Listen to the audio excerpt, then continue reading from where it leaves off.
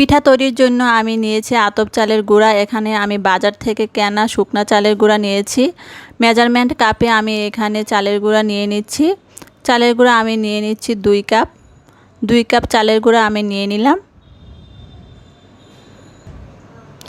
এখন চুলায় একটি আমি পাত্র বসিয়ে দিয়েছি। পাত্রে আমি 2 কাপ চালের গুঁড়ার জন্য আমি পানি দিয়ে দিচ্ছি। 2 কাপ চালের গুঁড়ার জন্য পানি ব্যবহার করতে হবে 3 কাপ। আমি এখানে 3 কাপ পানি দিয়ে দিলাম। যে মেজারমেন্ট কাপ দিয়ে চালের গুঁড়া মাপা হয়েছে সেই কাপ দিয়ে আমি পানি দিয়ে দিয়েছি। পানিটা ফুটে উঠছে। পানি ফুটে ওঠার পরে আমি চালের গুঁড়াটা দিয়ে দিচ্ছি। পানিটা ফুটে ওঠার পরে চালের গুঁড়া দিয়ে দিলাম। দিয়ে দিচ্ছি আমি সামান্য লবণ। আমি চালের গুঁড়াটা দেওয়ার পরে পানিটা ফুটতে দিব। পানিটা ফুটে উঠছে। পানিটা ফুটতে ফুটতে যখন প্রায় মাখা মাখা হয়ে যাবে তখন নেড়ে চেড়ে দিতে হবে।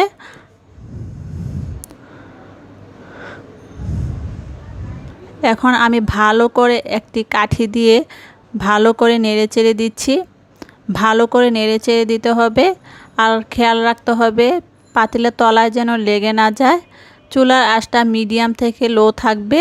আমি ভালো করে নেড়ে চেড়ে দিলাম। গরম অবস্থায় একটি পাত্রে আমি ঢেলে নিচ্ছি। গরম অবস্থায় ঢেলে নিতে হবে।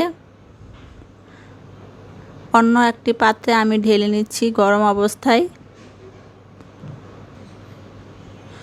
এখন আমি আবারও কাঠি দিয়ে ভালো করে নেড়ে চেড়ে দিচ্ছি গরম অবস্থায়। সামান্য ঠান্ডা হতে দিব যাতে হাত দিয়ে ধরা যায়। কাঠি দিয়ে নেড়ে চেড়ে দেওয়ার পরে হাত দিয়ে ভালো করে মথে নিতে হবে।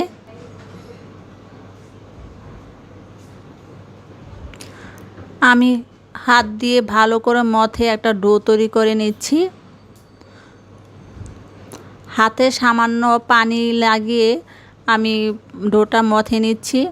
হাতে বারে বারে একটু একটু পানি লাগিয়ে নর্মাল ঠান্ডার পানি লাগিয়ে ভালো করে মথে নিতে হবে। এতে ডোটা অনেক ভালো হবে, সফট হবে এবং একটা পারফেক্ট ডো তৈরি হবে। এবার আমি ডোটা তৈরি হওয়ার পরে 2 ভাগ করে নিলাম। 2 ভাগ করে আবারও 1 ভাগ ভালো করে মথে নিচ্ছি। আমি এই 2 ভাগ ভালো করে মথে নিয়ে লেচি তৈরি করব। লম্বা লেচি তৈরি করে নিব। আমি ডোটা দিয়ে লম্বা করে লেচি তৈরি করে নিচ্ছি। লেচি তৈরি হয়ে গিয়েছে। এবার হাতের আঙ্গুলে আমি একটি সুতা পেঁচিয়ে নিচ্ছি। হাতের আঙ্গুলে সুতা পেঁচিয়ে আমি এখন লেচিটাকে গোল গোল করে কেটে নিব। আপনারা দেখতেই পাচ্ছেন কিভাবে আমি সুতা দিয়ে গোল গোল করে কেটে নিচ্ছি।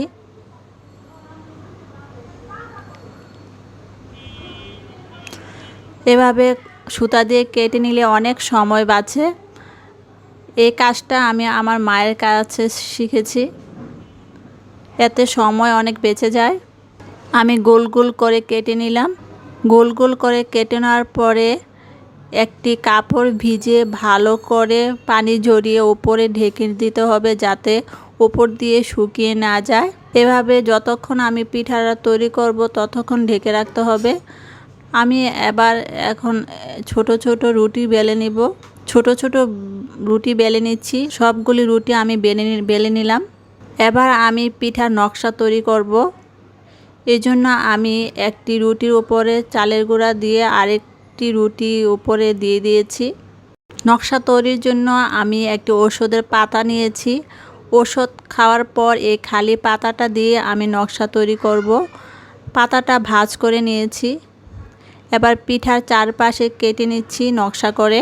আপনারা দেখে বুঝতে পাচ্ছেন কিভাবে আমি সাইড থেকে কেটে নিচ্ছি পিঠাটা।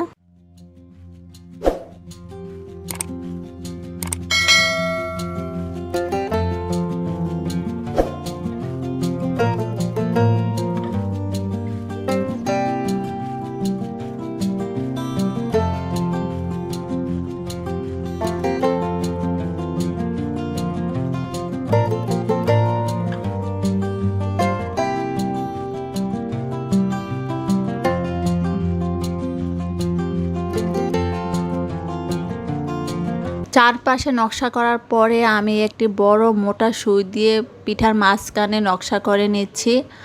আপনারা মনোযোগ দিয়ে দেখেন কিভাবে নকশাটা করা হচ্ছে।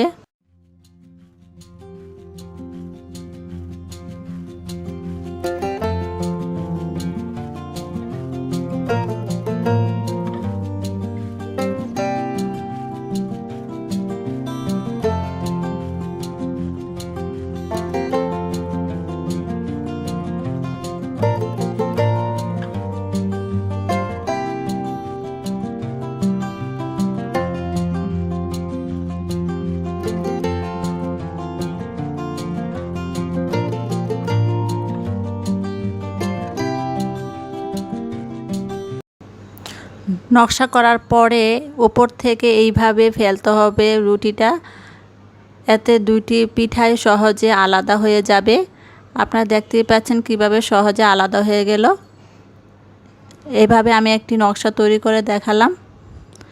এভাবে একই পদ্ধতিতে আমি বাকি পিঠাগুলি নকশা করে দেখাবো। আপনারা পিঠার নকশাগুলি দেখতে থাকুন। এই ফাঁকে আপনাদের সাথে কিছু কথা শেয়ার করছি। এই পিঠাটি খেতে অনেক মজা। আমি যখন গ্রামে ছিলাম বিয়ের আগে, তখন আমি আমার মা চাচিদের এই পিঠাটি বানাতে দেখেছি। বিভিন্ন অনুষ্ঠানে এই পিঠাটি তৈরি করতেন। তাদের কাছ থেকে আমার এই পিঠাটি বানানো শেখা। বর্তমানে কালের বিবর্তনের সাথে সাথে এই পিঠাগুলি যেন হারাতে বসেছে। তাই আমি চিন্তা করে দেখলাম, আমি তৈরি করে যদি আমার চ্যানেলে রেখে দেই, তাহলে ভবিষ্যতে আমাদের ছেলেমেয়েরা জানতে পারবে যে এক সময় এই পিঠার খুব প্রচলন ছিল। আমাদের ছেলেমেয়েরা কিন্তু এই পিঠাগুলির সাথে পরিচিত নয়। আমি যখন এই পিঠাগুলি তৈরি করি, তখন আমার ছেলে মেয়েদের প্রশ্ন, এই পিঠা তো কখনো দেখিনি, কি নাম এই পিঠার, এই পিঠা কিভাবে খাওয়া হয়, ইত্যাদি ইত্যাদি। চালের গুঁড়া দিয়ে মজার মজার রেসিপি আমার চ্যানেলে দেওয়া আছে। ভিডিওগুলির লিংক নিচের ডেসক্রিপশন বক্সে দেওয়া আছে, আপনারা ইচ্ছা করলে দেখে নিতে পারবেন।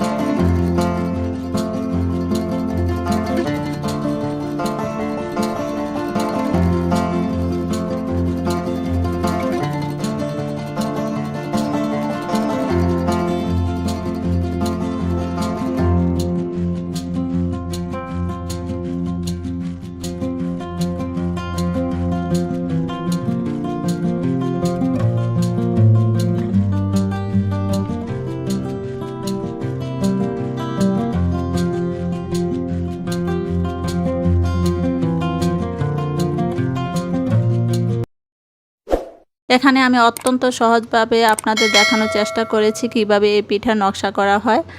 ভিডিওটি দেখার জন্য অসংখ্য ধন্যবাদ। যদি ভিডিওটি ভালো লাগে একটি লাইক দিবেন, শেয়ার করে অন্যদের দেখার সুযোগ করে দিবেন। আমার আরও সহজ রেসিপি পেতে আমার চ্যানেলটি সাবস্ক্রাইব করে পাশে থাকা নোটিফিকেশন বেল আইকনটি বাজিয়ে দিবেন। সবাই আমার ও আমার পরিবারের জন্য দোয়া করবেন। সবাই ভালো থাকবেন, সুস্থ থাকবেন। আগামী ভিডিও দেখার আমন্ত্রণ রইল। আল্লাহ হাফেজ।